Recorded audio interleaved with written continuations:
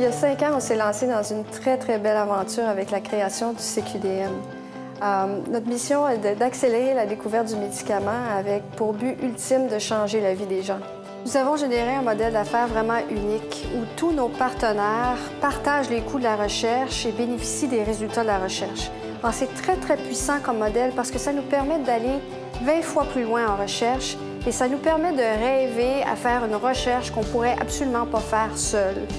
Et les résultats sont très impressionnants.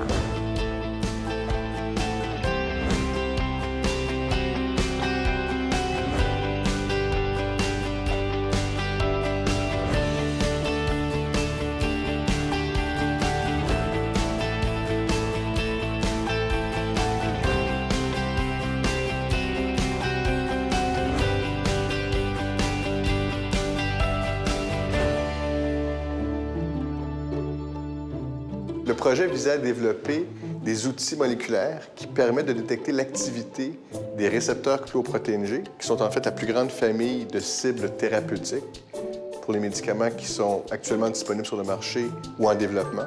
Le CQDM a joué un rôle très important de soutenir un tel projet de grande envergure qui regroupe plusieurs chercheurs de plusieurs institutions et qui est un des seuls programmes qui permet de vraiment soutenir des projets qui sont en lien avec des industries pharmaceutiques et surtout qui visent un transfert rapide de technologie du milieu académique vers l'industrie biopharmaceutique.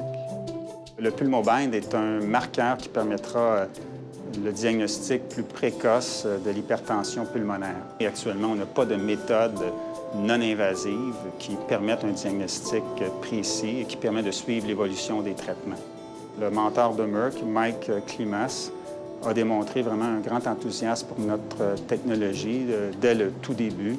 Et on a en fait une entente avec Merck et leur laboratoire au New Jersey pour développer un dérivé de notre technologie, mais pour l'imagerie par émission de positrons, l'imagerie PET, qui est une autre modalité d'imagerie. Et ceci se fait en collaboration avec nos laboratoires ici à Montréal, avec partage des résultats. Caprion has been working in biomarker discovery for the past decade. And the collaboration with CQDM allowed us to work with some of the best diabetes researchers in the city and in the country and advance the development of new biomarkers for the assessment of diabetes. The discovery we made was of a set of biomarkers allowing us to measure the function of the pancreatic islets directly from a blood sample. That's a novel and important discovery in the field because there currently is no way to conveniently measure pancreatic function.